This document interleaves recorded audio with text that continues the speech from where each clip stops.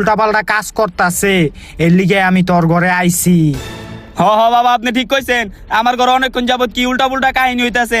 এই যে দেখেন আপনার সামনে প্লেটটা উড়তা আছে। ভাই আমি এই যে ঘুরাইতাছি। হেই, প্লেটটা নাম। আচ্ছা ভাই।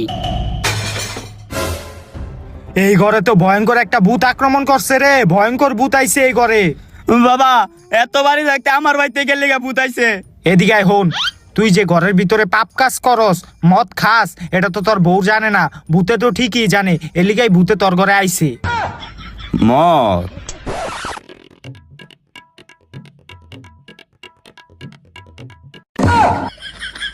তাহলে বাবা এখন এই ভূত তাড়ানোর লেগে কি করুন যায়? এমনিতে এই ঘরের থেকে ভূত যাইবো না, এই ঘরের থেকে ভূত তাড়ানোর লইগা তন্ত্র মন্ত্র করতে হইব। তাইলে বাবা করেন। কিন্তু এমনি তো করা যাইবো না, এটার লইগা লাগবো 5 লাখ। ও, এই যে দেখছো 5 লাখ নিম পাতা লাগবো, তাড়াতাড়ি গিয়ে পাশের বাসা থেকে নিয়ে হোগা। আচ্ছা আমি যাইতেছি। 5 লাখ নিম পাতা না, এটার লইগা 5 লাখ টাকা লাগবো। বাবা 5 লাখ টাকাটা একটু বেশি হয়ে গেল না?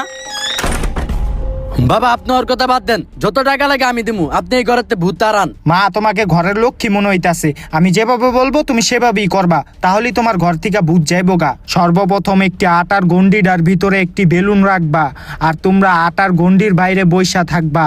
যদি আটার গন্ডিটার ভিতর থেকে বেলুনটা সইরা যায়, তখনই মনে করবা তোমার এই ঘরের থেকে ভূত গেছে গা। আহ, কি নাচতাছে!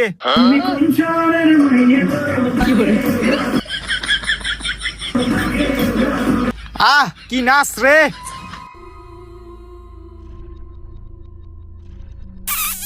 এই কি রে, কেডা আমার